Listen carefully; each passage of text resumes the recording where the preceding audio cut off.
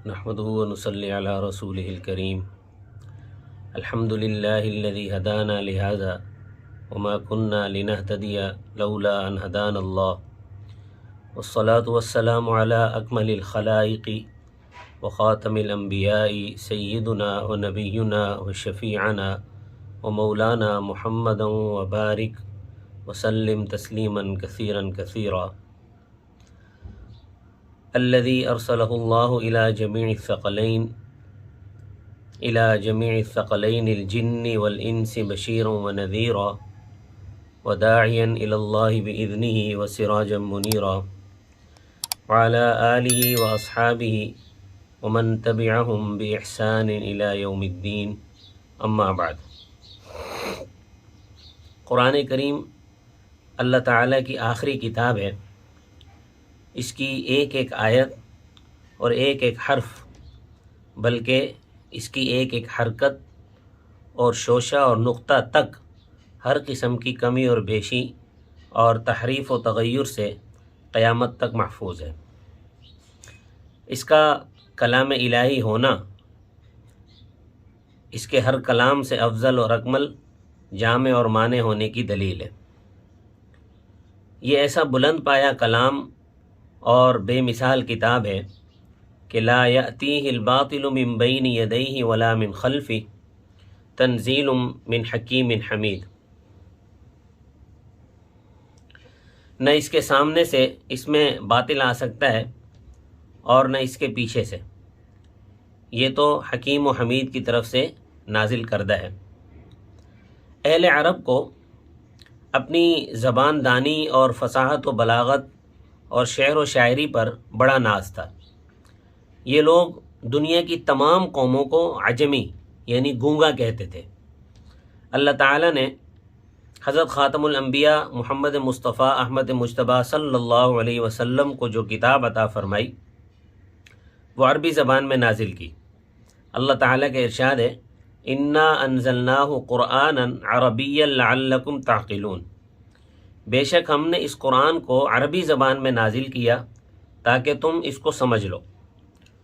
قرآن کریم فصاحت و بلاغت اور عربی ادب کا ایسا شاہکار ہے کہ عرب و عجم کے بڑے بڑے شعراء، ادباء، فصحاء اور بلغاء آج تک اس کی نظیر پیش کرنے سے عاجز اور بے بس ہیں. چنانچہ قرآن کریم نے اللہ تعالیٰ نے اہل عرب کو مخاطب کر کے فرمایا کہ اگر تم اس قرآن کو کلام الہی ماننے کے لیے تیار نہیں تو تم سب مل کر پورا قرآن نہیں تو کم از کم اس جیسی ایک سورت ہی بنا ڈالو. اس کام میں اپنی مدد کے لیے، اپنی اعانت کے لیے اللہ تعالیٰ کے سوا سارے جہان سے اپنے حمایتی اور مددگار بھی جمع کر لو اور اپنے ان معبودوں سے بھی مدد لے لو جن کو تم ہر طرح کا حاجت روا سمجھ کر پوجتے ہو. اگر پھر بھی تم سے اس صورت کے برابر کلام نہ بن سکا اور قرآن چیلنج کر رہا ہے کہ تم ہرگز نہیں بنا سکو گے تو تم اس آگ سے بچنے کی تدبیر کرو جس کا ایندھن انسان اور پتھر ہیں، جو کافروں کے لیے تیار کی گئی ہے. جن لوگوں کی مادری زبان عربی تھی، جنہیں اپنی زبان دانی اور فصاحت و بلاغت پر ناز تھا، وہ اس چیلنج کے جواب سے عاجز اور بے بس تھے. لہٰذا وہ پورا قرآن تو کیا، اس کی ایک چھوٹی سی صورت بھی نہ بنا سکے.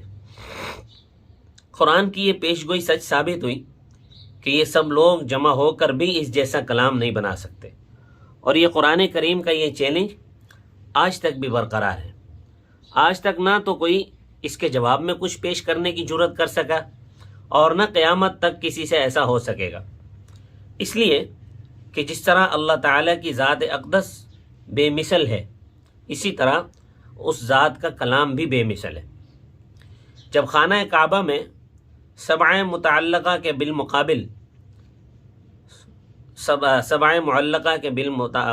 جب سورہ کوثر لکھ کر لٹکائی گئی تو عرب کے بڑے بڑے ادیب اور شاعر اپنی ادبی مہارت اور شعر و سخن میں کمال کے باوجود اس کا جواب لکھنے کے بجائے یہ کہنے پر مجبور ہوئے کہ ما ھذا قول البشر، یعنی یہ کسی انسان کا کلام نہیں ہے.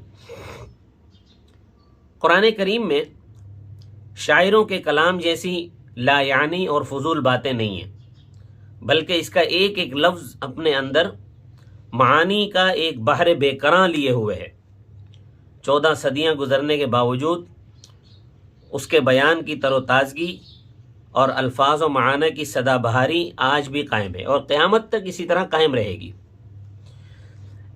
اس کا کسی مضمون کو دہرانا قند مقرر کا مزہ دیتا ہے۔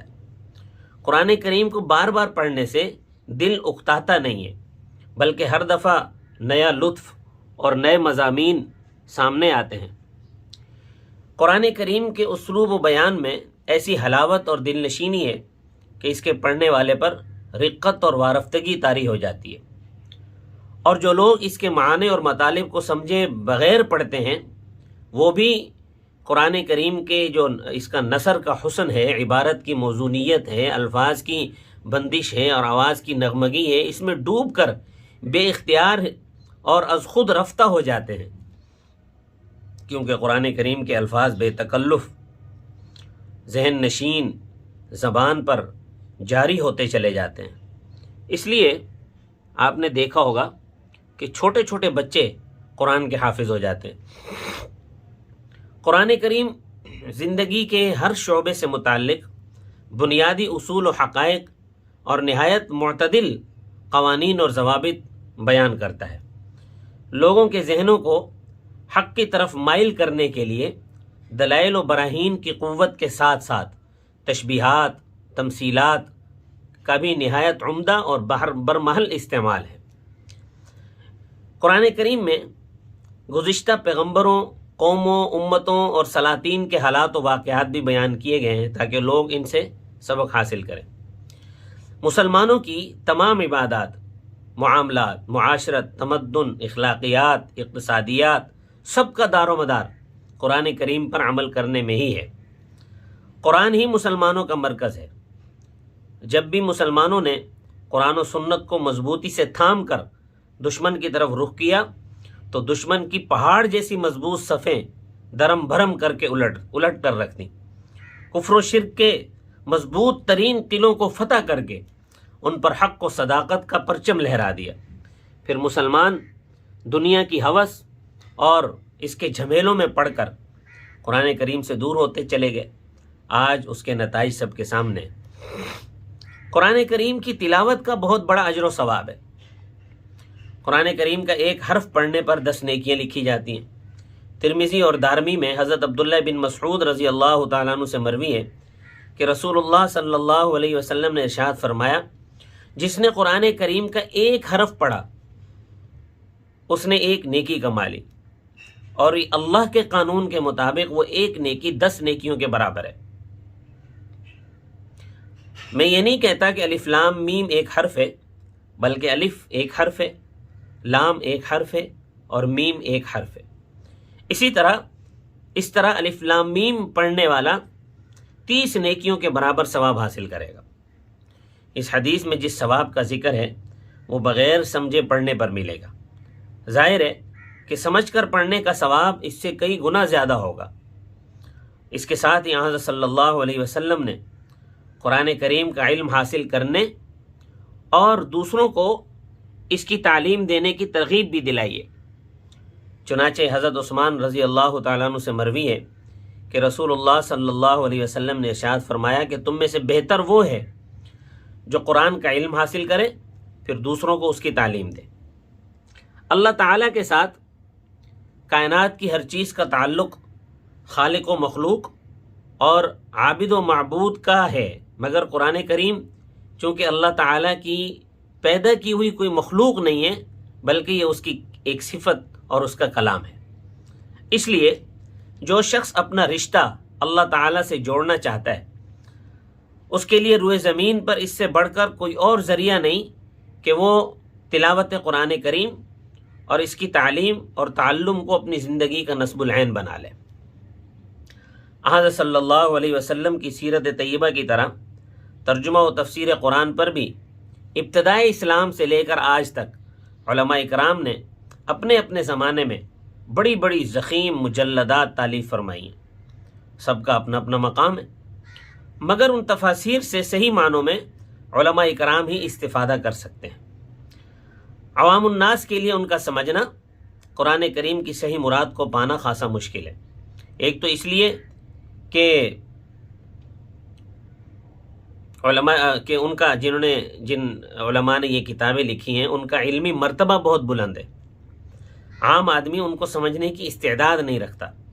دوسرے یہ کہ اتنی ضخیم کتابیں ہیں کہ آج کے مصروف ترین دور میں نہ تو عام آدمی اتنا وقت نکال سکتا ہے اور نہ ہی وہ اتنی بڑی بڑی مجلدات کو خریدنے کی استطاعت رکھتا ہے۔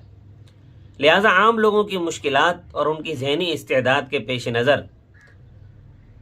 اور دینی مدارس کے طلباء اور عربی زبان کی معمولی شد بد رکھنے والوں کی دلچسپی اور ضروریات کا خیال کرتے ہوئے میں نے ایک مختصر درس قرآن کے نام سے عام فہم، سلیس اور مختصر تفسیر بیان کرنے کا بیڑا اٹھایا ہے۔ یہ سعادت میں حاصل کرنے جا رہا ہوں۔